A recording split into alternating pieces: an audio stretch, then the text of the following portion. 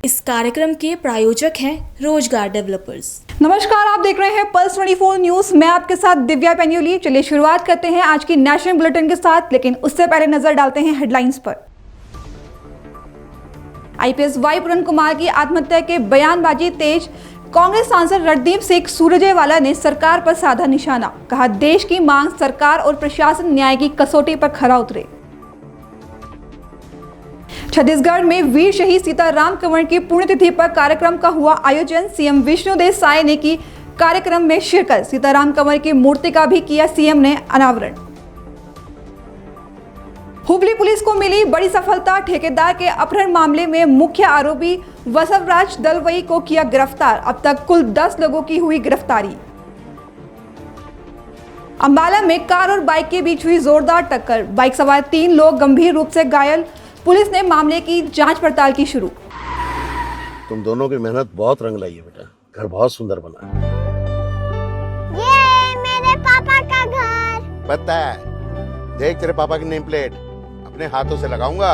Name plate तो लग चुकी पापा।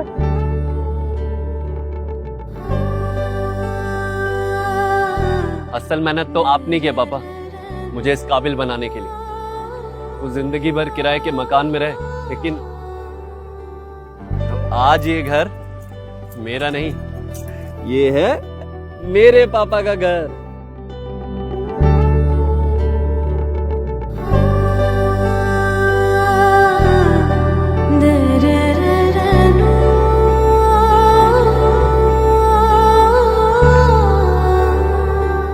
उड़ान सपनों की, आंगन खुशियों का और साथ सकर्णी का।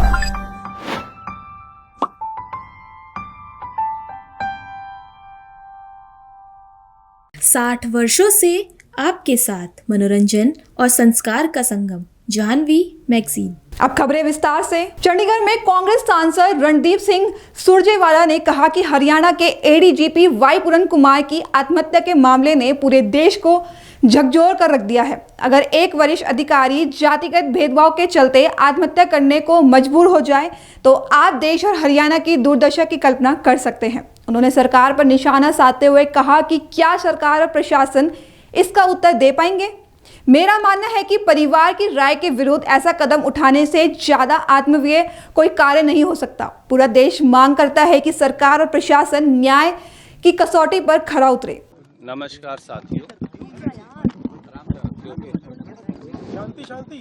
हरियाणा के एडीजीपी श्री वाई पूरन कुमार की मजबूरन आत्महत्या ने पूरे देश की आत्मा को झकझोर कर रख दिया है।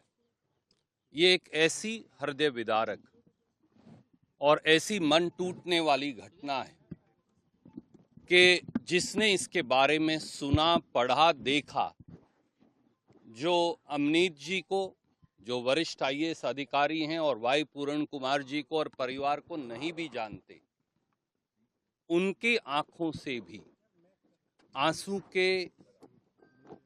जरूर टपके।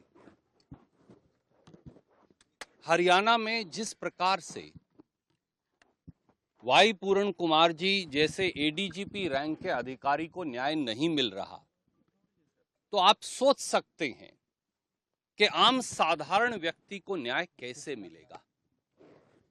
एक ऐसे व्यक्ति जो खुद आईजी पोस्टेड हैं, एडीजीपी रैंक में हैं, आईआईएम अहमदाबाद से निकल कर आए हैं, सत्यम जैसी कंपनी में नौकरी पर आने से पहले काम करते थे और आईएएस से ज्यादा रैंक लेकर आईपीएस में आए, पत्नी वरिष्ठ आईएएस अधिकारी हैं। अगर उन्हें न्याय नहीं मिल सकता तो न्याय किसे मिलेगा।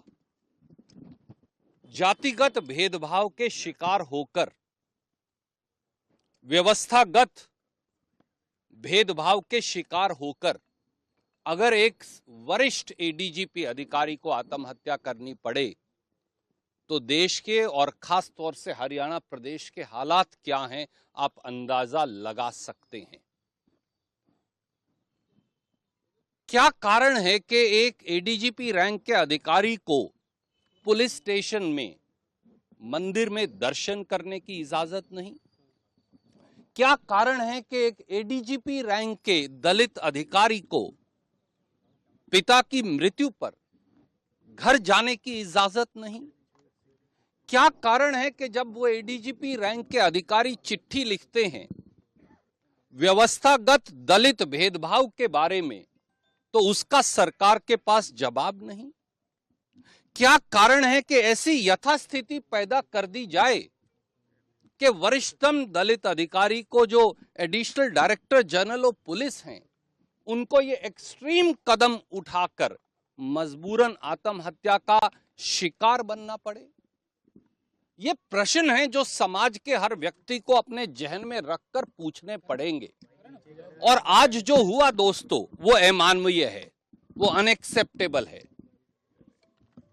पी अमनीत कुमार जी उनके बच्चों और परिवार से पूछे बगैर वाई पूरण कुमार जी की डेड बॉडी को सेक्टर 16 से पीजीआई जबरन ले जाना, उनकी अनुमति के बगैर, उनकी सहमति के बगैर एक अपराध है। क्या उन दोनों बेटियों को पिता के आखिरी दर्शन का अधिकार भी अब सरकार नहीं देना चाहती? किससे पूछकर आपने वाई पूरण कुमार जी की डेड बॉडी को शिफ्ट किया? क्या इसका कोई जवाब सरकार और शासन दे पाएगा? आए दिन आप और मैं, पत्रकार और हम लोग आपस में बात करते हैं, पर यह बात करने का विषय नहीं। ये दलितों और गरीबों और खास तौर से बड़े पद पर आसीन अब दलित साथियों के साथ भी ये दुर्व्यवहार होगा तो समाज में क्या व्यवस्था है शासन और सरकार की, आप अंदाजा लगा सकते हैं। मैं जहां अपनी श्रद्धांजलि देने आया, पी अमनीत कुमार जी ने लंबे समय तक बतौर कलेक्टर मेरे साथ काम किया कैथल जिले के अंदर, इसलिए वो परिवार की एक सदस्य हैं।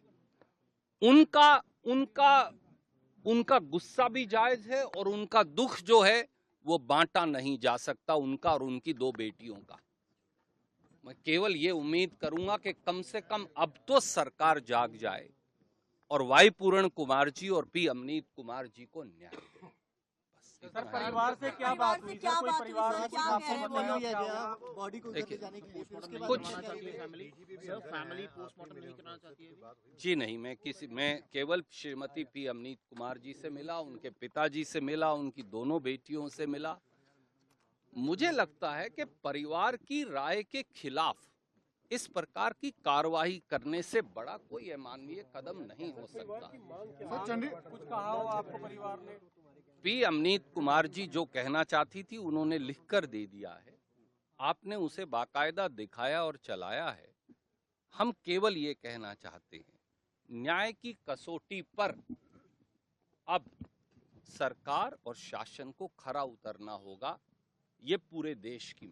छत्तीसगढ़ में सातगढ़ कंवर समाज के सम्मेलन और वीर शहीद सीताराम कंवर के पुण्यतिथि समारोह पर मुख्यमंत्री विष्णुदेव साय ने शिरकत की, जहां उन्होंने 1857 की क्रांति के वीर शहीद सीताराम कंवर की मूर्ति का अनावरण किया और ग्राम कसनीय मोड़ में भगवान सहस्त्रबाहु के नाम पर चौक का नामांकन किया। इस मौके पर मुख्यमंत्री ने कंवर समाज और कुलचरी समाज के लोगों को मूर्ति अनावरण, मूर्ति स्थापना, भूमि पूजन सहित अन्य विकास कार्यों के लिए बधाई और शुभकामनाएं दी। पहले कभी आए हैं तो हमारा जायसवाल समाज के जो भगवान है सहस्त्रबाहु ओवन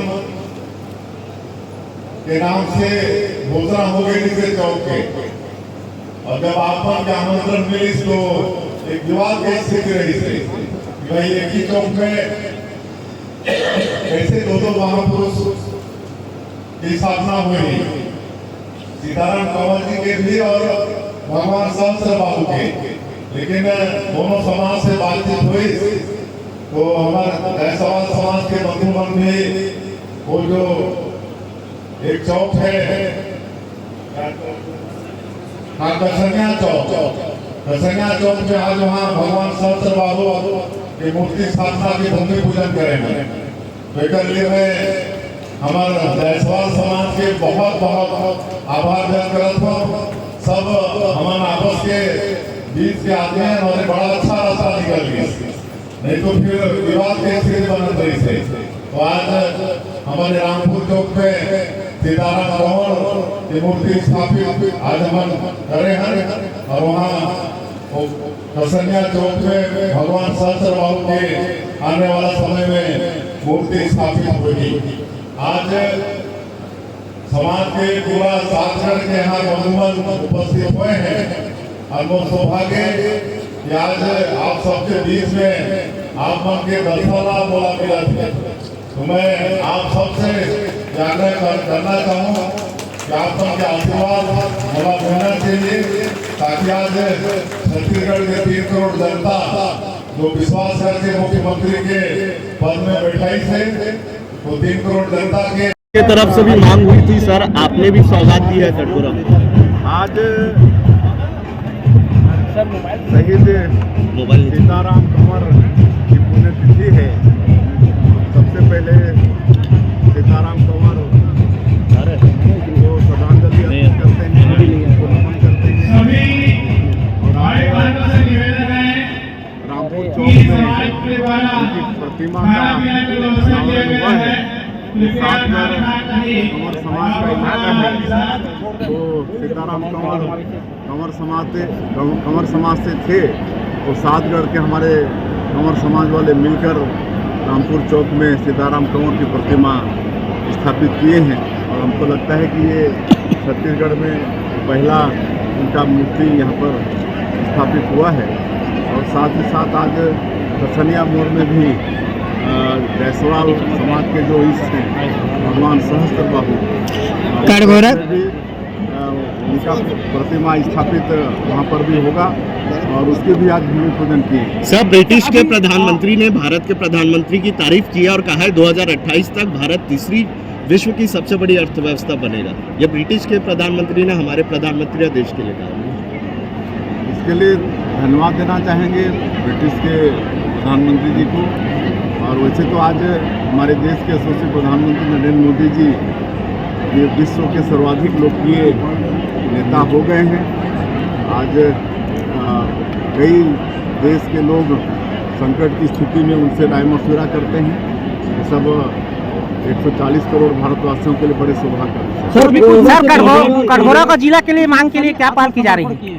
वो लगातार कर रहे हैं।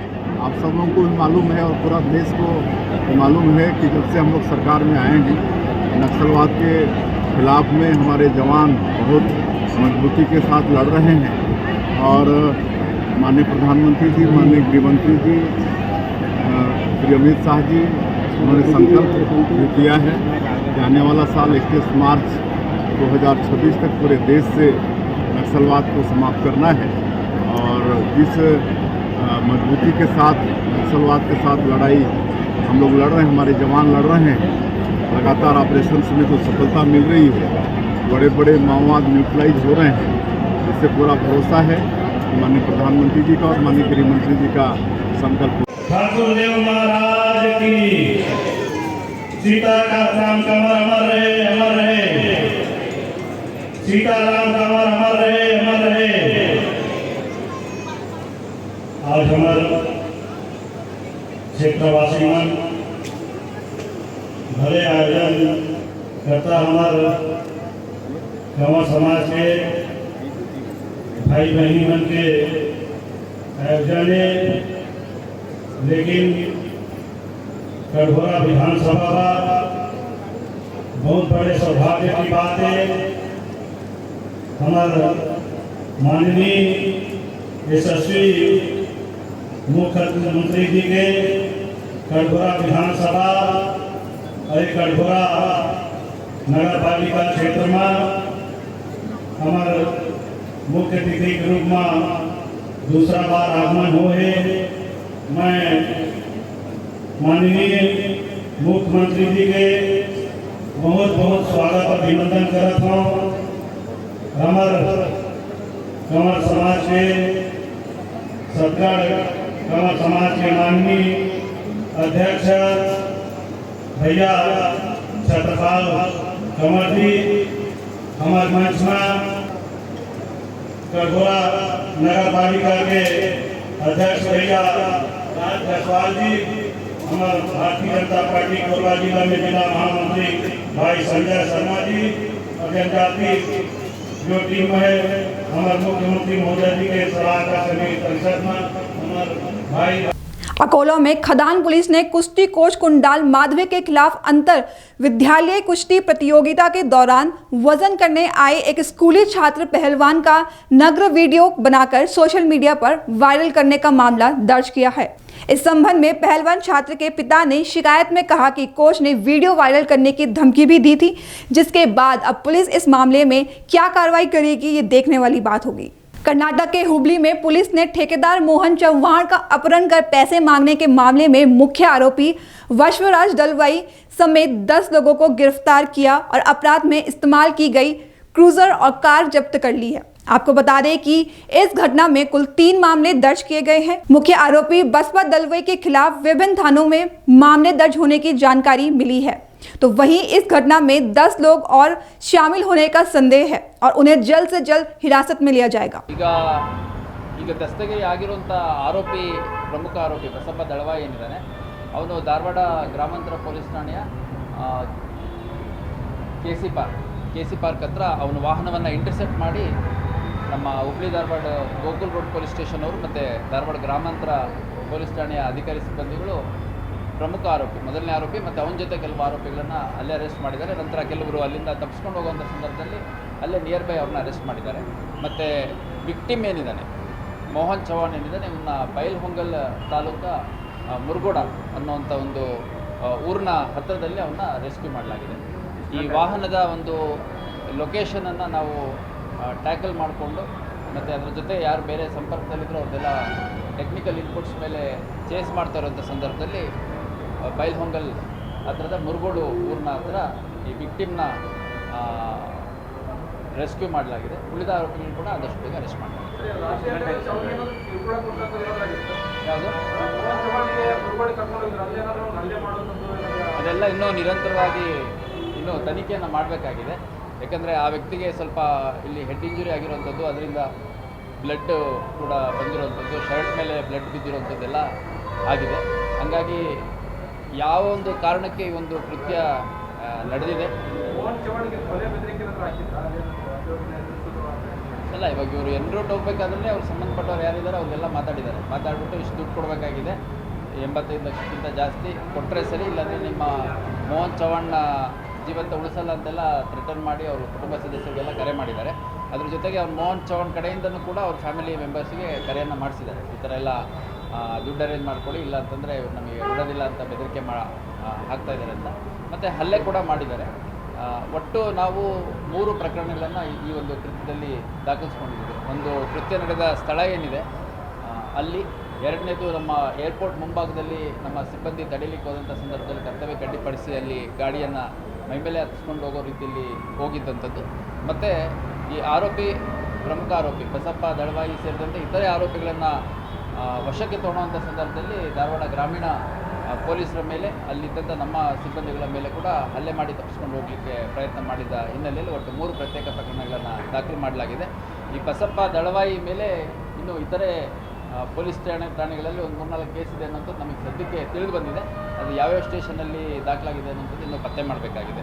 ಅದರ ಜೊತೆಗೆ ಇತರ ಆರೋಪಿಗಳು ಅವ್ರ ಮೇಲೆ ಯಾವ ಪ್ರಕರಣ ದಾಖಲಾಗಿದೆ, ಅವರೇನಾದರೂ ಇತರ ಕೃತ್ಯಗಳಲ್ಲಿ ಭಾಗಿಯಾಗಿದ್ದಾರೆ ಅನ್ನೋಂಥದ್ದು ಕೂಡ ಪತ್ತೆ ಮಾಡಬೇಕಾಗಿದೆ. ಯಾವುದು ಸದ್ಯಕ್ಕೆ ನಮಗೆ ಇಲ್ಲಿವರೆಗೂ ಕಂಪ್ಲೇನೆಂಟು ಹೇಳಿರುವಂಥದ್ದು ಮತ್ತು ವಿಕ್ಟಿಮ್ ಸ್ಟೇಟ್ಮೆಂಟ್ ಕೊಟ್ಟಿರುವಂಥದ್ದು, ಆಮೇಲೆ ಅಕ್ಯೂಸ್ಡ್ ವಾಲಂಟ್ರಿ ಸ್ಟೇಟ್ಮೆಂಟಲ್ಲಿ ಮತ್ತು ಅವರ ಇಂಟ್ರಾಗೇಷನಲ್ಲಿ, ಅದ್ರ ಜೊತೆಗೆ ಅವರ ಒಂದು ಟೆಕ್ನಿಕಲ್ ಅನಾಲಿಸಿಸಲ್ಲಿ ಫೈನಾನ್ಷಿಯಲ್ ಆಸ್ಪೆಕ್ಟ್ ಏನಿದೆ, ಇವರ ಹಣಕಾಸಿನ ವ್ಯವಹಾರ ಏನಿದೆ ಅದೇ ಪ್ರಮುಖ ಕಾರಣ ಅನ್ನೋದು ತಿಳಿದು ಬಂದಿದೆ. ಇನ್ನು ಹೆಚ್ಚುವರಿ ಯಾವ ಕಾರಣಕ್ಕೆ ಏನಾದರೂ ಆಗಿದ್ದರೆ ಅದನ್ನು ಕೂಡ ನಮ್ಮ ತನಿಖೆಯಲ್ಲಿ ಪತ್ತೆ ಮಾಡಲಾಗಿದೆ.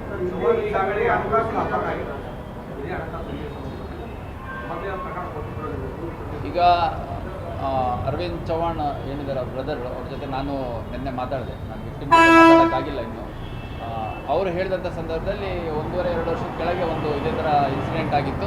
ಆ ಇನ್ಸಿಡೆಂಟ್ ಆದಂಥ ಸಂದರ್ಭದಲ್ಲಿ ಅವರು ಇದೇ ಥರ ಅಪಹರಣ ಮಾಡ್ಕೊಂಡು ಹೋಗಿದ್ರು. ಆ ಸಂದರ್ಭದಲ್ಲಿ ನಮ್ಮ ಸಮಾಜದ ಮುಖಂಡರೆಲ್ಲ ಸೇರಿಕೊಂಡು ಮತ್ತು ನಮ್ಮ ಸ್ನೇಹಿತರೆಲ್ಲ ಸೇರಿಕೊಂಡು ಈ ವ್ಯವಹಾರ ಇಲ್ಲಿ ಮುಗಿಬೇಕು, ಈ ಥರ ಎಲ್ಲ ಘಟನೆಗಳಾಗಬಾರ್ದು ಅಂತಂದು, ಮತ್ತು ವ್ಯವಹಾರದಲ್ಲಿದ್ದಂಥ ಸಂದರ್ಭದಲ್ಲಿ ಹಲವಾರು ಕಡೆ ಓಡಾಡಬೇಕಾಗುತ್ತೆ. ಓಡಾಡಿದಂಥ ಸಂದರ್ಭದಲ್ಲಿ ದೇಶ ಒಳ್ಳೆಯದಲ್ಲ ಅನ್ನೋ ಕಾರಣಕ್ಕೆ ನಾವು ಫಿರ್ಯಾದಿ ನೀಡಿರಲಿಲ್ಲ ಅನ್ನುವಂಥದ್ದು ಹೇಳಿದ್ದಾರೆ. ಸೊ ಇವಾಗ ಅದನ್ನು ಯಾವತ್ತಾಗಿತ್ತು, ಏನಾಗಿತ್ತು, ಮತ್ತು ಪ್ಲೇಸ್ ಆಫ್ ಅಫೆನ್ಸ್ ಯಾವುದಾಗಿತ್ತು ಅನ್ನೋದೆಲ್ಲ ಪರಿಶೀಲನೆ ಮಾಡಿ ಅದು ಅವಕಾಶ ಇದ್ದರೆ, ಅಗತ್ಯ ಬಿದ್ದರೆ ಆ ಒಂದು ಪ್ರತ್ಯೇಕ ಪ್ರಕರಣವನ್ನು ಕೂಡ ಈಗ ದಾಖಲು ಮಾಡ್ತೀವಿ. ರೆಸ್ಕ್ಯೂ ಮಾಡಿದ್ದು ಎಷ್ಟು ಗಂಟೆ? ಎಕ್ಸಾಕ್ಟ್ಲಿ ನಿನ್ನೆ ಲೇಟ್ ಈವ್ನಿಂಗ್ ಒಂದು ರೆಸ್ಕ್ಯೂ ಆಗಿದೆ. ಸರ್ ಬಸಪ್ಪನ ಅರೆಸ್ಟ್ ಮಾಡುವಾಗ ಓಪನ್ ಫೈರ್ ಮಾಡಿದ್ದಾರೆ ಅಂತ, ಓಪನ್ ಫೈರ್ ಮಾಡಿ ಅರೆಸ್ಟ್ ಮಾಡಿದ್ದಾರೆ ಇಲ್ಲ ಆ ಥರದ್ದು ಈಗ ಆರೋಪಿ ಭಾಳಷ್ಟು ಡ್ರಾಮ್ಯಾಟಿಕ್ಸ್ ಮಾಡಿದ್ದನ್ನು ನಾನು ಧಾರವಾಡ ಹಾಸ್ಪಿಟ್ಲಲ್ಲಿ ಹೋದಂಥ ಸಂದರ್ಭದಲ್ಲಿ ಗಮನಿಸಿದ್ದೀನಿ. ಭಾಳಷ್ಟು ನಾಟಕ ಮಾಡುವಂಥದ್ದು ಮತ್ತು ಸುಳ್ಳು ಆರೋಪಗಳನ್ನು ಮಾಡುವಂಥದ್ದು ಮತ್ತು ಅವನೇ ಒಂದು ವಶಕ್ಕೆ ತೊಗೊಳ್ಳೋಂಥ ಸಂದರ್ಭದಲ್ಲಿ ತುಂಬ ಕ್ರಿಟಿಕಲ್ ಇದೆ ಅನ್ನೋ ಟೈಪು ಶೋ ಮಾಡಲಿಕ್ಕೆ ಒಂದು ಬಾಟ್ಲಿಯನ್ನು ತೊಗೊಂಡು ಹಣೆಗೆ ಹೊಡ್ಕೊಂಡಿದ್ದಾನೆ. ಆಮೇಲೆ ನನಗೆ ಇಂಟರ್ನ್ ಯಾರೋ ಕಿಡ್ನ್ಯಾಪ್ ಮಾಡ್ಲಿಕ್ಕೆ ಬಂದಿದ್ದರು, ಮೋಹನ್ ಚವಾನ್ ನಮ್ಮ ಕಡೆಯವರೆಲ್ಲ ಸೇರಿಕೊಂಡು ನನ್ನೇ ಕಿಡ್ನ್ಯಾಪ್ ಮಾಡ್ಲಿಕ್ಕೆ ಬಂದಿದ್ದಾರೆ, ಮತ್ತು ಇಲ್ಲಿ ಜೊತೆಯಲ್ಲಿರೋರಂಥವ್ರು ಯಾರೂ ನಮ್ಮ ಕಡೆಯವರಲ್ಲ, ನಾನೇ ಅಪಹರಣಕ್ಕೊಳಗಾಗಿದ್ದೀನಿ ಅನ್ನೋ ರೀತಿ ಇನಿಷಿಯಲಿ ಅಲ್ಲಿ ಪೋಸ್ಟ್ ಕೊಟ್ಟಿದ್ದಾನೆ. ಅವನೇ ವಿಕ್ಟಿಮು, ಇದ್ದಂಥವರೆಲ್ಲ ಅಕ್ಯೂಸ್ ಅನ್ನೋ ರೀತಿ ಕೂಡ ಅಲ್ಲೆಲ್ಲ ಸ್ವಲ್ಪ ಡ್ರಾಮಾ ನಡೆದಿದೆ.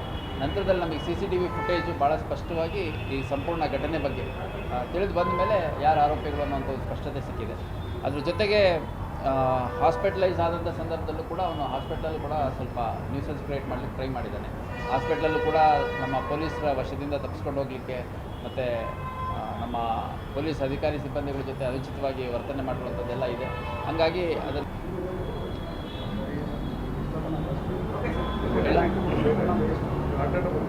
ಹುಬ್ಬಳ್ಳಿ ಧಾರವಾಡ ನಗರ ಕಮಿಷನರೇಟ್ ವ್ಯಾಪ್ತಿಯಲ್ಲಿರೋ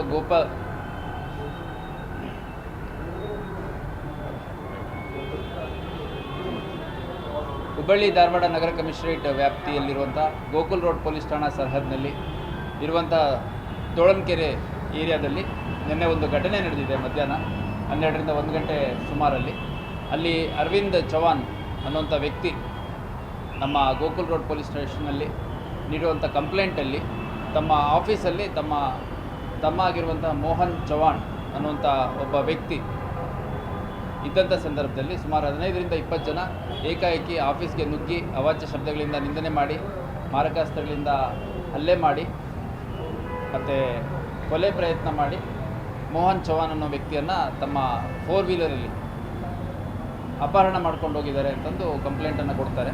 ಇಮಿಡಿಯೇಟಾಗಿ ನಮ್ಮ ಗೋಕುಲ್ ರೋಡ್ ಪೊಲೀಸ್ ಠಾಣಾ ಸರ್ಹದ್ನಲ್ಲಿದ್ದಂಥ ಅಧಿಕಾರಿ ಸಿಬ್ಬಂದಿಗಳು, ಮುಖ್ಯವಾಗಿ ಕ್ರೈಮ್ ಸಿಬ್ಬಂದಿಗಳು ಆ ವಾಹನದ ಡೀಟೇಲ್ಸು ಏನು ಲಭ್ಯ ಇತ್ತು ಮತ್ತು ಆರೋಪಿಗಳ ಬಗ್ಗೆ ಸ್ವಲ್ಪ ಮಾಹಿತಿ ಇವ್ರಿಗಿರುತ್ತೆ.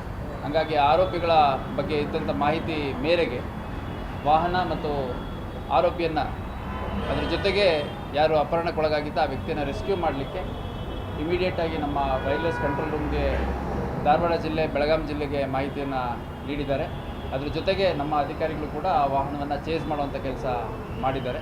ಆ ಸಂದರ್ಭದಲ್ಲಿ ಗೋಕುಲ್ ರೋಡ್ ಪೊಲೀಸ್ ಠಾಣಾ ಸರ್ಹದ್ನಲ್ಲಿ ಏರ್ಪೋರ್ಟ್ ಮುಂಭಾಗದಲ್ಲಿ ಈ ತಾರಿಹಾಳ್ ಬ್ರಿಡ್ಜ್ ಏನಿದೆ ಅಲ್ಲಿ ಹೋಗುವಂಥ ಸಂದರ್ಭದಲ್ಲಿ ನಮ್ಮ ಸಿಬ್ಬಂದಿಗಳು ಅಡ್ಡ ಆಗ್ತಂಥ ಸಂದರ್ಭದಲ್ಲಿ ಆ ಸಿಬ್ಬಂದಿಗಳ ಮೇಲೆ ಕೂಡ ಯಾವುದೇ ಕಾರಣಕ್ಕೂ ಅವರು ವಾಹನವನ್ನು ನಿಲ್ಲಿಸದೆ ಏಕಾಏಕಿ ಹಾಯಿಸ್ಕೊಂಡು ಹೋಗುವಂಥ ಪ್ರಯತ್ನ ಮಾಡಿದ್ದಾರೆ. ಅದು ಮುಂದುವರೆದು ಧಾರವಾಡ ಗ್ರಾಮೀಣ ಪೊಲೀಸ್ ಠಾಣಾ ಸರ್ಹದ್ನಲ್ಲಿ ಇರುವಂಥ ಒಂದು ಹೋಟೆಲ್ ಸಮೀಪದಲ್ಲಿ ಇರುವಂಥ ರಸ್ತೆಯಲ್ಲಿ ಕೂಡ ಅಡ್ಡ ಹಾಕಲಿಕ್ಕೆ ಧಾರವಾಡ ಗ್ರಾಮಾಂತರ ಪೊಲೀಸ್ ಠಾಣೆಯ PSI ಸೇರಿದಂತೆ ಅವರ ಸಿಬ್ಬಂದಿ ಮತ್ತು ನಮ್ಮ ಸಿಬ್ಬಂದಿ ಅಡ್ಡ ಹಾಕಲಾಗಿ ಪ್ರಕರಣದ ಮೊದಲನೇ ಆರೋಪಿ ಏನಿದ್ದಾನೆ ಬಸಪ್ಪ ದಳವಾಯಿ ಅಂತ, ಅವನು ಮತ್ತು ಅವನ ಜೊತೆ ಕೆಲ ವ್ಯಕ್ತಿಗಳು ಸಿಕ್ಕಿದ್ದಾರೆ. ನಂತರ ಬೆಳಗಾಂ ಜಿಲ್ಲೆಯ ಒಂದು ಭಾಗದಲ್ಲಿ ಯಾರು ಅಪಹರಣಕ್ಕೊಳಗಾಗಿದ್ದ ಮೋಹನ್ ಚವಾಣ್ ಈ ವ್ಯಕ್ತಿಯನ್ನು ನಮ್ಮ ಅಧಿಕಾರಿ ಸಿಬ್ಬಂದಿಗಳು ರೆಸ್ಕ್ಯೂ ಮಾಡಿದ್ದಾರೆ. ಒಟ್ಟು ಈ ಪ್ರಕರಣದಲ್ಲಿ 10 ಜನರನ್ನು ದಸ್ತಗಿರಿ ಮಾಡಲಾಗಿದೆ. ಅವರ ಹೆಸರುಗಳು ಬಸಪ್ಪ ದಳವಾಯ್, ಕೃಷ್ಣಪ್ಪ ಬಡಿಗೇರ್, ಮಜೀದ್ ಸಾಬ್ ನದಾಫ್, ರುದ್ರಪ್ಪ ಭಜಂತ್ರಿ, ಶಂಕರ್ ಹಿರೇಮೇತ್ರಿ, ನಜೀರ್ ಮಕಾನ್ದಾರ್, ಹನುಮಂತ ಕಲ್ಕುಟ್ರ, ಚನ್ನಪ್ಪ ಮನವಡ್ಡರ್, ಶೇಖಪ್ಪ ಕಲ್ವಡ್ಡರ್ ಮತ್ತು ಭೀಮಪ್ಪ ಕಲ್ವಡ್ಡರ್ ಅಂತ. ಒಟ್ಟು ಈಗಾಗಲೇ 10 ಜನರನ್ನು ವಶಕ್ಕೆ ತೊಗೊಂಡಿದ್ದಾರೆ. ಇದರಲ್ಲಿರುವಂಥ ಮೊದಲನೇ ಆರೋಪಿ ಏನಿದ್ದಾನೆ ಈತ ಸಬ್ ಕಾಂಟ್ರಾಕ್ಟ್ ಮಾಡುವಂಥ ವ್ಯಕ್ತಿ. ಸುಮಾರು 3-4 ವರ್ಷಗಳ ಹಿಂದೆ ನಮ್ಮ ಅಶೋಕ್ ನಗರ ಪೊಲೀಸ್ ಠಾಣೆ ವ್ಯಾಪ್ತಿಯಲ್ಲಿರುವಂಥ ಸಬ್ ಜೈಲಲ್ಲಿ ಬ್ಯಾರೆಕ್ಸನ್ನು ಕಟ್ಟುವಂಥ ಕೆಲಸವನ್ನು ಈ ಅರವಿಂದ್ ಚೌಹಾಣ್ ಮತ್ತು ಮೋಹನ್ ಚೌಹಾಣ್ ಇವರಿಗೆ ಅಲಾಟ್ ಆಗಿರುತ್ತೆ. ಅದನ್ನು ಸಬ್ ಕಾಂಟ್ರಾಕ್ಟು ಇವನು ಬಸಪ್ಪ ದಳವಾಯಿ ಏನಿದ್ದಾನೆ ಅವನಿಗೆ ನೀಡಲಾಗಿರುತ್ತೆ. ಆ ಸಂದರ್ಭದಲ್ಲಿ ಸುಮಾರು 90 ಲಕ್ಷದಷ್ಟು ಹಣದ್ದು ಟ್ರಾನ್ಸಾಕ್ಷನ್ ಆಗಿದೆ. ಅದರಲ್ಲಿ ಈತ ಅರ್ಧಂಬರ್ಧ ಕೆಲಸ ಮಾಡಿದ್ರ ಹಿನ್ನೆಲೆಯಲ್ಲಿ ಅವನು ಕೆಲಸ ಮಾಡಿರೋದಕ್ಕಿಂತ ಇನ್ನೂ ಹೆಚ್ಚಿಗೆ ಹಣವನ್ನೇ ನಾವು ಕೊಟ್ಟಿದ್ದೀವಿ. ಅಷ್ಟಾಗೂ ಕೂಡ ಕಳೆದ 2-3 ವರ್ಷದಿಂದ ನಮಗೆ ಪೀಡಿಸ್ತಾ ಇದ್ದ. ಈ ಹಿಂದೆ ಒಮ್ಮೆ ಅಪಹರಣಕ್ಕೆ ಪ್ರಯತ್ನ ಕೂಡ ಮಾಡಿದ್ದ. ಆ ಸಂದರ್ಭದಲ್ಲಿ ಪಂಚಾಯಿತಿ ಮಾಡಿ ನಾವು ವ್ಯವಹಾರ ಮುಗಿಸ್ಕೊಂಡಿದ್ವಿ. ಅಷ್ಟಾಗಿಯೂ ಕೂಡ ಒಂದು ಘಟನೆ ನಡೆದಿದೆ. ಈ ರೀತಿ ಅಪಹರಣ ಮಾಡಿದ್ದಾನೆ ಅನ್ನುವಂಥದ್ದು ನಮ್ಮ ಕಂಪ್ಲೇಂಟ್ ಹೇಳುವಂಥದ್ದು.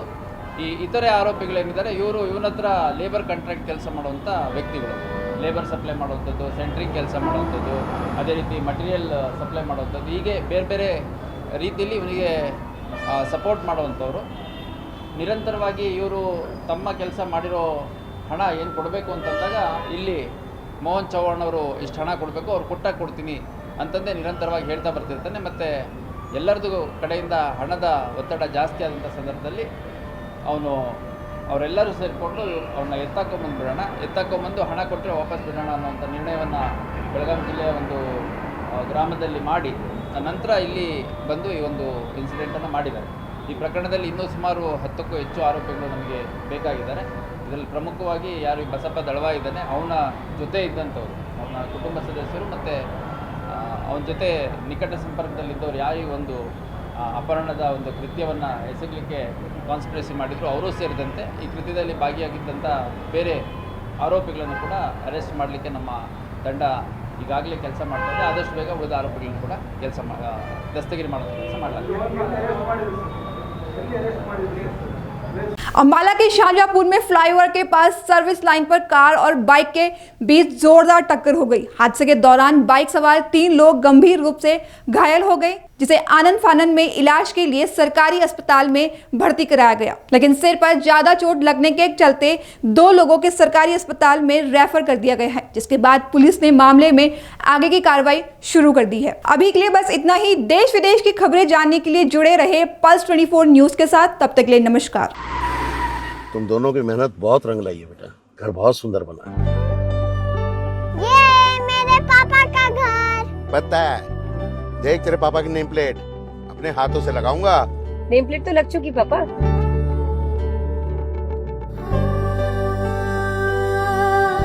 असल मेहनत तो आपने की है पापा, मुझे इस काबिल बनाने के लिए।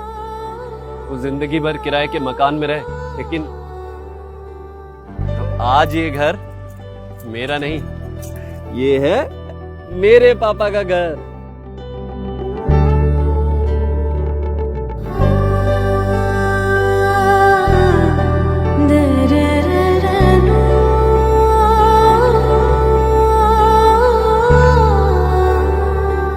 उड़ान सपनों की, आंगन खुशियों का और साथ सकर्णी का।